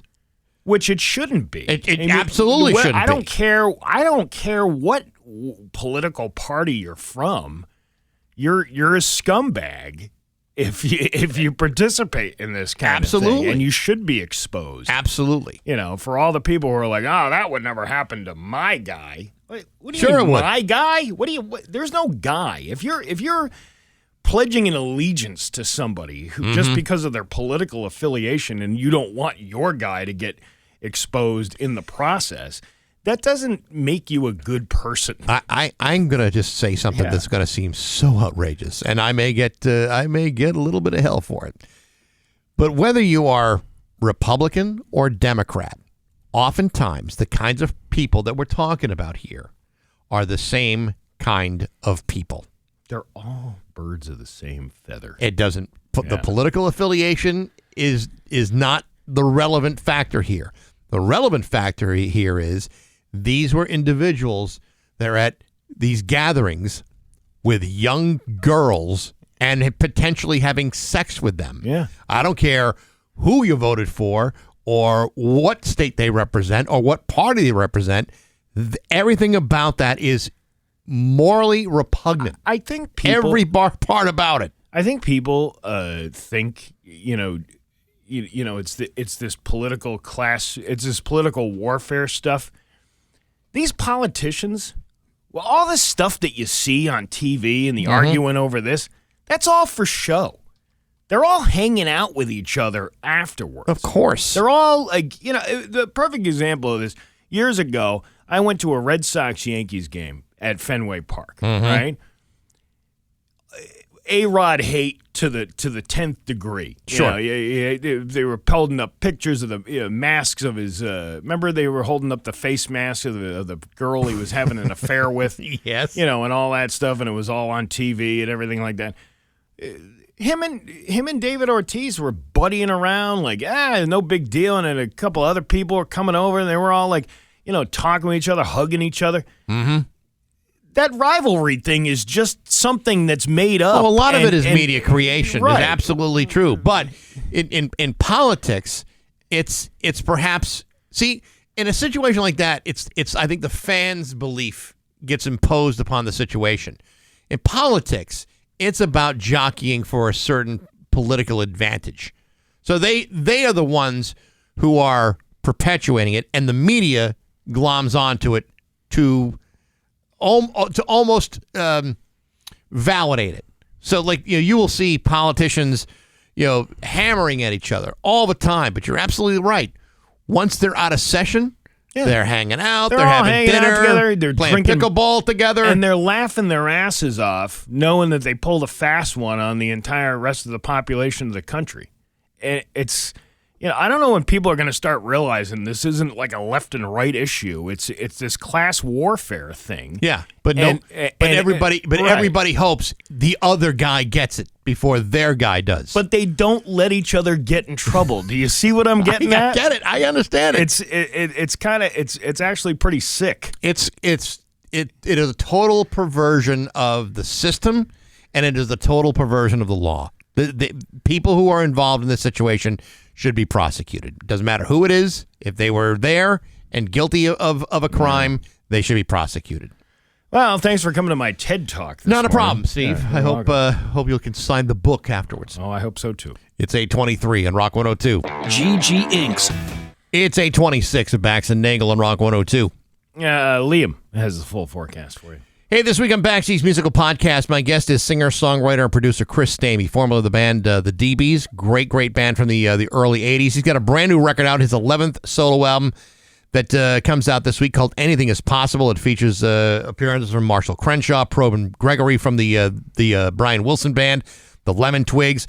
He's also coming to the Iron Horse on October 28th. It's going to be a great show for that. You can listen to that interview right now on Apple Podcasts, SoundCloud, Spotify, the Rock 102 YouTube channel, rock102.com, and it's on the app as well. Brought to you by Metro Chrysler, Dodge, Jeep, and Ram at Chicopee, and Rock 102, Springfield's Classic Rock. Did Free Music Friday down at MGM on Friday. Yeah. Wow. How was that? What a nice night out. It was a really nice summer night. It was like a nice, wasn't too hot, wasn't too muggy. Mm-hmm. It was a nice breeze blowing through. And how was the band? Billy and the Jets. That's the Billy Joel Elton John tribute. Yeah, they did a pretty good job. Oh, that's good. Hey, it's a free concert. What do you want? Some people complain about that. I don't know why. About it being free, or about minutia. Minutia. Really? Yeah. About what? The one guy was complaining there was women on the stage.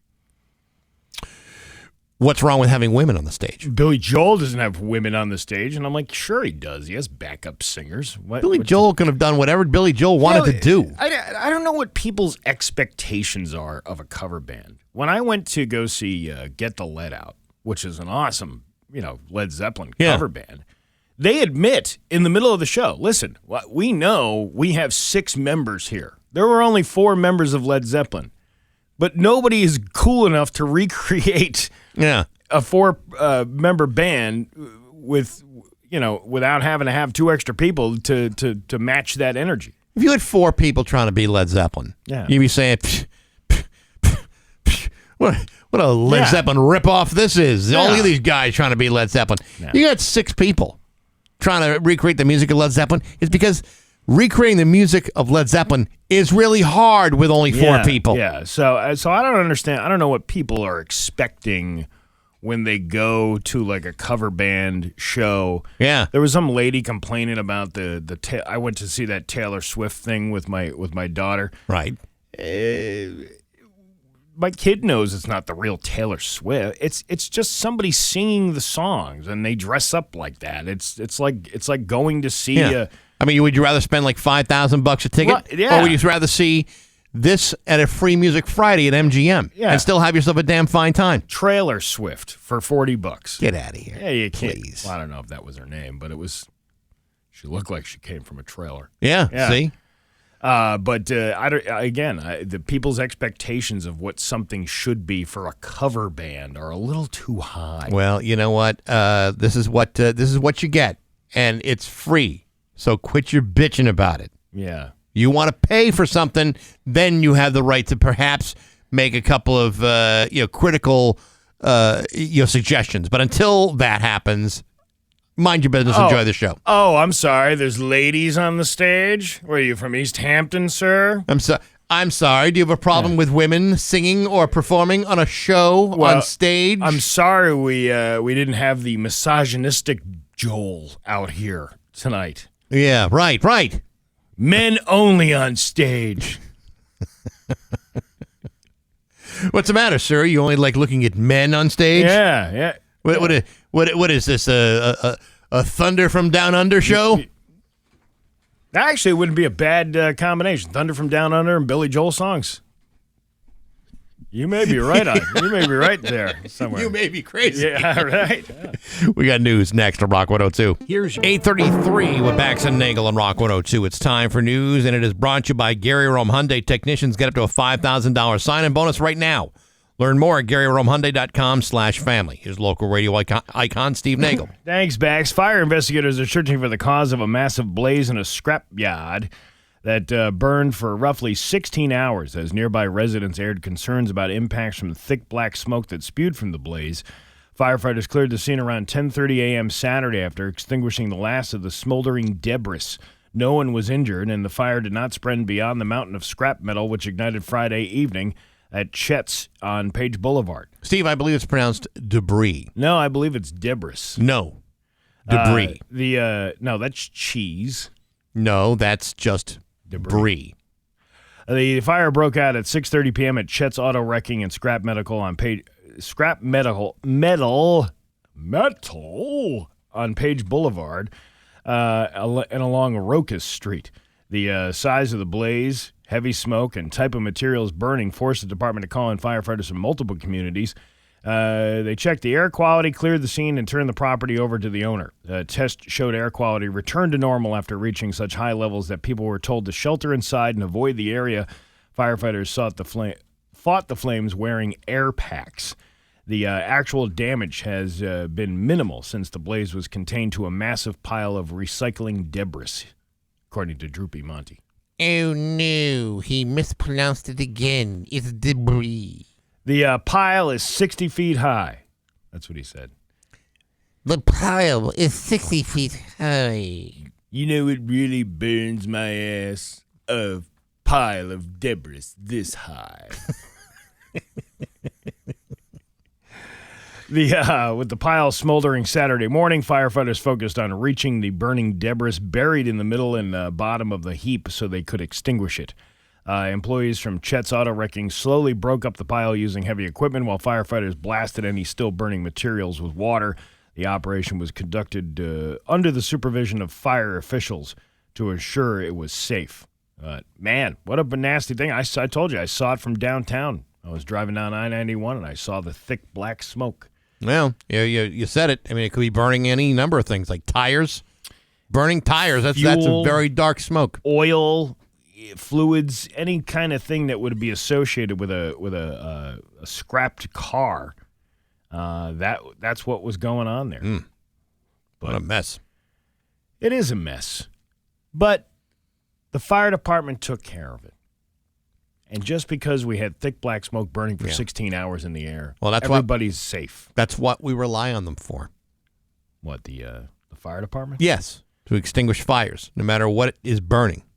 Oh, is that what they do? That's largely what they do. I thought they were part of animal control and taking care of rabid raccoons. You had a cat that were up in a tree and refused to come down. The only logical solution would be to call your local fire department, and they would say, Do it yourself. Do it. Authorities are seeking animal cruelty charges against a Ludlow man. Holyoke police said Friday that they, along with the city's animal control officer, began investigating a report of alleged animal abuse after a video began circulating on social media. It's alleged that the incident took place around 10 a.m. on Friday, August 1st, near 600 Main Street, and that the suspect reportedly hit his German Shepherd with a leash. Investigators spoke with the suspect, a 69-year-old Ludlow man, and a criminal complaint was filed on Thursday in Holyoke District Court against the suspect on animal cruelty charges. Police noted that the suspect's name will be released if the complaint is issued and he is arraigned in court. That's it. There's there's nothing. Nothing? No detail? No other detail. Who needs details? Well, I would like at least a little bit of detail. You can't do that. You can't do that. And this is another story that hasn't been updated. There was a stabbing in Chicopee yesterday. Mm-hmm. But the Western Mass News and Channel 40 don't even have any details about it. They just say, there was an incident in Chicopee, and we don't know anything about it. We'll let you know when it happens. Well, that was yesterday at 3 o'clock. People were taken to the hospital, and I can't even find the story on Mass Live anymore. But there's more to it. And I'm not going to tell you because I don't have it in front of me. Well, then... Why am I bother bringing it up? Why is it even why would any local news gathering service even bother with a story if they can't provide details? To say there was an incident, there's gotta be 15,000 incidents going on in the city every single day, and yet only a handful get on the news. Why? Because most of those stories have enough detail to report upon them. Well, here you go. 3 people were stabbed in an altercation at a Springfield Street residence on Sunday afternoon. One of the victims brought to a hospital by ambulance. She was later arrested. And then police are still piecing together the details of the altercation, which took place a little after 3 p.m. Chicopee police said none of the victims were seriously injured. The 2 other victims, a man and a woman, are believed to have gone to Mercy Medical Center in Springfield for treatment in a private vehicle. It must be nice to have that kind of money where you get you don't need an ambulance. You have private vehicle money to drive you to the hospital. Steve, I don't believe they have their own may service or driver. I think they were probably brought there by a random friend who may have been at the scene. Why don't they just say they took their own car?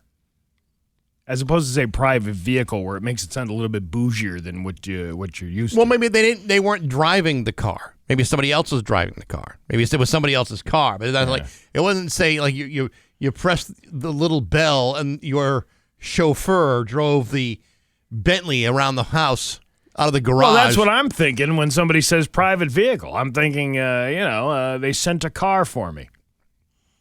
Yeah, I don't know. Well, maybe one of them big SUVs with the tinted windows, with the third row seating in the back. That would be great, but you can't rely on that. Maybe it's just some sort of little crap box that your friend had next door, and all of a sudden he's driving you there because you're hurt. I'm more interested to see what such a beautiful day yesterday. What would prompt somebody to stab somebody at a residence at 3 o'clock in the afternoon on a beautiful summer day like that? I'm going to go on a limb. For a lot of cases, very similar to this, alcohol is often involved. No, I don't want to say it was involved here because that would be presumptuous. But in many cases, alcohol is involved. Really? Yes. Well, who would have thought that? Here's some. I got a couple of weird stories here. You ready? Mm-hmm. A man has spent more than a week in a hospital on North Carolina's Outer Banks after a small cut on his leg led to a dangerous infection. He came into contact with a Vibrio vulnificus, a flesh-eating bacteria that can become deadly in less than 48 hours. The CDC says it can kill 1 in 5 patients, sometimes very quickly. The man's fellow shrimper and close friend says he seems to be getting better, but the situation is still scary.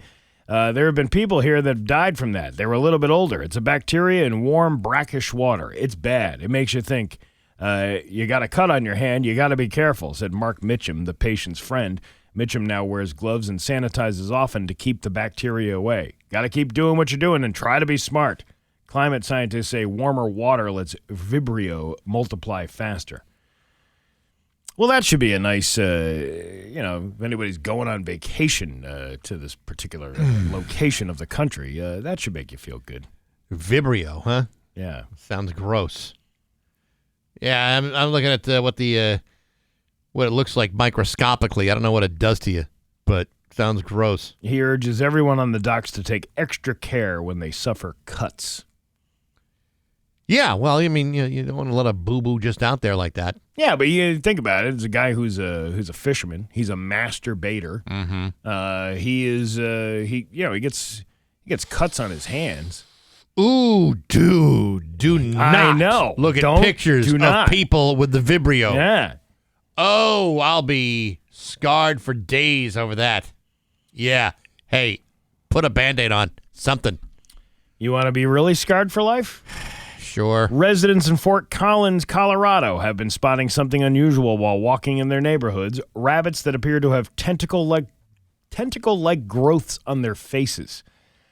The TV station reached out to Colorado Parks and Wildlife and the Humane Society about the unusual bunnies. Rabbits appear to enjoy living in Fort Collins just as much as people. They're often spotted hopping through the neighborhoods and looking for grub. But there are rabbits that, when neighbors spot them, cute isn't exactly the word that comes to mind. It's kind of like just like a scabbyish looking growth over their face.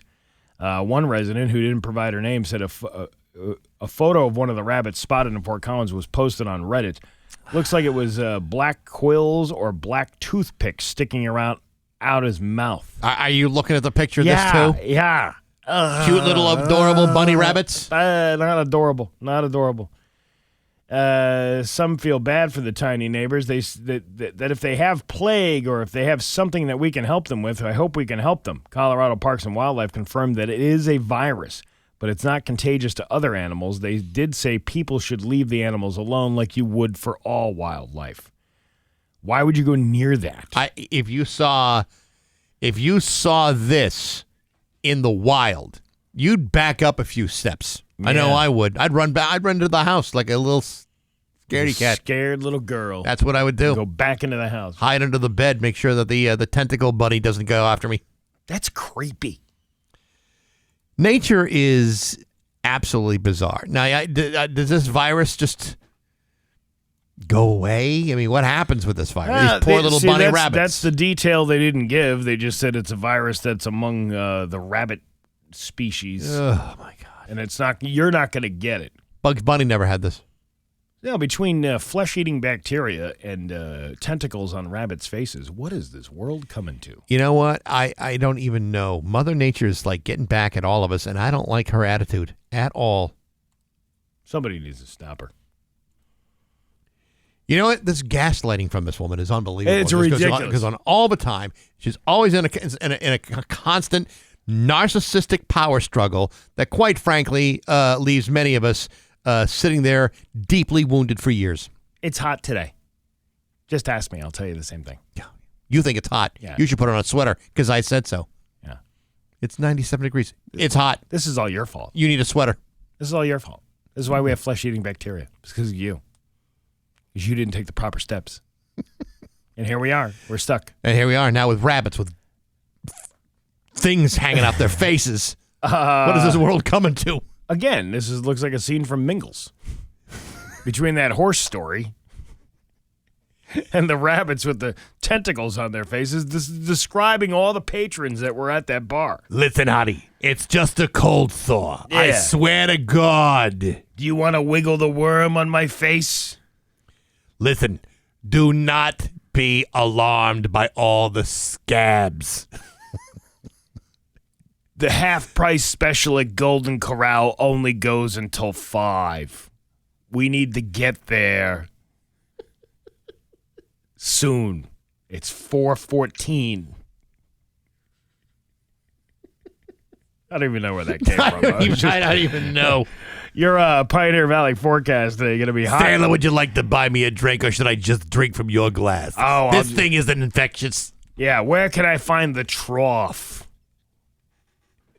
Can I go right from the spigot, too? 91 for a high today, 92 for a high tomorrow. It's 72 right now in downtown Springfield. I'm Steve Nagle, and that's the news on Rock 102. All right. To Springfield's Classic Rock, it's 8:53, and the light sounds of Green Day on Rock 102. Yacht Rock, I believe that is. That's the rock, the yacht rock of tomorrow. Hot and hazy and humid at 91 today. It's 72 right now in downtown Springfield. This is a very exciting day. You know why it's an exciting day? Because it's Monday? Well, it is Monday, and most Mondays are not that exciting. In fact, most Mondays are horrible. But because today is a special Monday, now we're going to add something a little bit more impressive to the day. You ready for this? I'm ready. Today, Steve, is our very first Autumn Mist Monday. Autumn Mist Monday. Yeah, that's right. Farm to the table. You can't beat their meat. Autumn Mist Farm is working to drive through the construction, and they are going to provide you with everything you're looking for: meat, sandwiches, the what is it? The home wrecker hot dog. Home wrecker hot dog, which is 18 inches of pure love. And you did bring in their Autumn Mist jerky. Oh yeah, the jerky. That was really good. Listen, I haven't had a bad thing there. I even, purchased they have the whole store. It's not just the food being cooked on the griddle and all that stuff. There's like a whole little shop in there where you can buy T-bones and fillets and all kinds of good stuff. The burgers there. Yeah. You take those home. You can eat.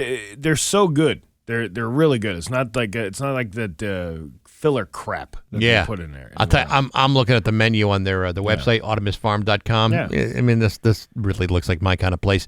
And you know what? How would you like to go there with a $25 gift card in your hand to Autumn Mist Farm? Mm-hmm. That's what makes Autumn Mist. That's what makes Autumn Mist Monday so exciting.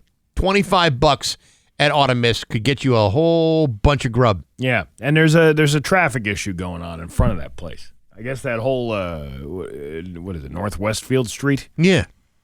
There's some construction going on. It's not going to be done until the end of the month. And it's been like that for the last month and a half. And that prevents people from driving by where they normally do. You want to get there, you got to go in through the Westfield side. Like go down Little River Road and then go to North Westfield Street that way. Right. To get in there. So... stop over. It's a local business. Not getting a lot of business right now because of the traffic. And a sustainable local business. I mean, it's good. It's good food. It's friendly to the earth. Yeah. That's why everyone should do it. 10th caller right now, 293-1021. A $25 gift card to Autumn Mist Farms. It's Autumn Mist Monday right here on Rock 102. I like that. Autumn Mist Monday. Autumn Mist Monday. I like it too. What about Tuesdays? They're not doing anything on Tuesdays. Any day could be an Autumn Mist day. Any day. They're open 7 days a week. Is that a fact? Yeah. Huh. Well, I'll have 7 a.m. to 7 p.m. I'll have to head over there. I'll tell you what, $25 gift card, okay? The cheeseburger special, like $7. Yeah. You can feed your whole family like that. Provided it's a small family, but nevertheless, that's a good deal. You get fries, you get drinks, you get the milkshake. There's milkshakes. Oh, yeah. The milkshakes over there bring all of the boys to the yard, too, not just some of them. Could you show me? I could show you. I could teach you, but then I would have to charge you. Yeah. But this is why you're getting a gift certificate for $25. So there you go. It's just about 8:57 on Rock 102.